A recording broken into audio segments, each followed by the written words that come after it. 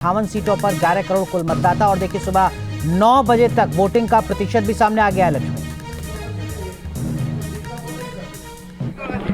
हाँ भाई उसका इस्तेमाल करें और बदलाव लाएं। मैम, लगातार प्रधानमंत्री कह रहे हैं 400 पार, उसको लेकर आप क्या कहेंगे? एक सेकंड, 400 पार मुमकिन नहीं है, काफी समय से कहा नहीं है उन्होंने।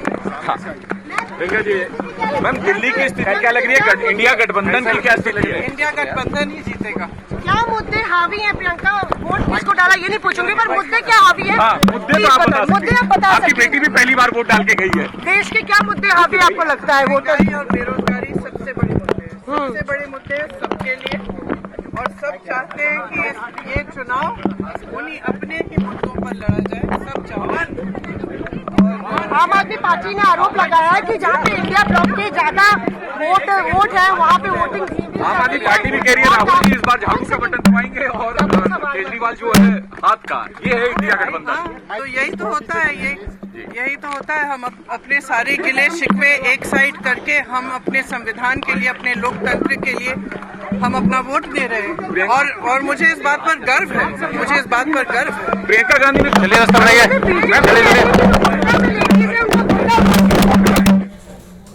तो प्रियंका गांधी को आप सुन रहे थे। न्यूज नेशन की बड़ी कवरेज लगातार जारी है। 58 सीटों पर हमारे 58 सहयोगी इस वक्त मौजूद हैं। संजय यादव हमारे सहयोगी यमुना विहार दिल्ली से हमारे साथ जुड़ चुके हैं, उस इलाके से जहां कन्हैया कुमार और मनोज तिवारी का मुकाबला है। मोहित राज दुबे निर्माण भवन से हमारे सहयोगी जुड़ रहे हैं, उस जगह पर जहां थोड़ी देर पहले प्रियंका, राहुल और सोनिया गांधी ने वोट डाला है। साथ ही साथ मोहित बख्शी चांदनी चौक से हमारे साथ है और हमारे साथ वरिष्ठ पत्रकार एनके सिंह सर जुड़ चुके हैं। एनके सर, आपको लगता है कि भारतीय जनता पार्टी के मुकाबले कांग्रेस पार्टी के लिए काफी ज्यादा दबाव होगा, क्योंकि इन 58 सीटों पर 2019 में कांग्रेस पार्टी का खाता तक नहीं खुला था?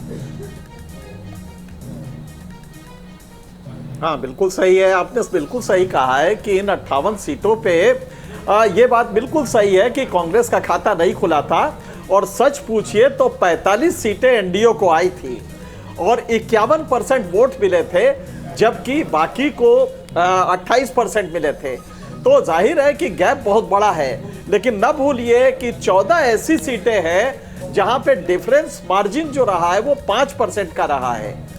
तो यहां पे चीजें ज्यादा गौर से देखनी होगी कि 14 सीटें ऐसी है जिसमें एक सीट है जिसमें 181 मतों से बीजेपी का कैंडिडेट जीता, मछली शहर जी। तो आप समझ सकते हैं कि 14 सीटें ऐसी है जिन पे कि ज्यादा वॉच रखने की जरूरत है। आपके रिपोर्टर्स भी उस पर नजर रख रहे होंगे, मुझे विश्वास है। एनके सर, मैंने तमाम सीटें, जो 9 सीटें यूपी में अगर आप बात कर रहे हैं, जिन 14 सीटों का आपने जिक्र किया, तमाम सीटें सर ऐसी भी रही यहाँ पर जहां 1% से भी कम मार्जिन रहा। 181 वोटों से कहीं जीत हासिल हुई तो कहीं उससे भी कम मार्जिन रहा। उन सीटों पर इस बार फाइट आप कैसी देख रहे हैं? बिल्कुल बिल्कुल, देखिए ऐसा होता है कि अगर इतना वेफर थिन मार्जिन है तो बिल्कुल सही है कि उसमें कंटेस्ट कीन हो जाता है। चीजें क्या बदली है?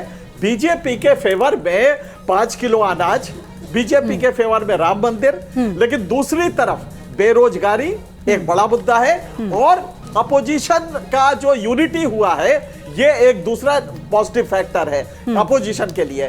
तो मेरे ख्याल से इन दोनों के बीच में हमें असेसमेंट करना पड़ेगा कि क्या 5 किलो अनाज भारी पड़ रहा है या राम मंदिर भारी पड़ रहा है या बेरोजगारी और जो अपोजिशन यूनिटी है, ये इसमें हमें तौल करने की जरूरत है। जी, मोहित राज दुबे हमारे सहयोगी हैं। मोहित, कुछ दिन पहले राहुल गांधी ने कहा था कि देखिए मैं आम आदमी पार्टी को वोट डालूंगा और अरविंद केजरीवाल कांग्रेस पार्टी को वोट डालेंगे। लेकिन बड़ा सवाल ये कि क्या आम आदमी पार्टी और कांग्रेस के जो कार्यकर्ता हैं उनमें आपस में सहमति नजर आ रही है या ऑल इज नॉट वेल?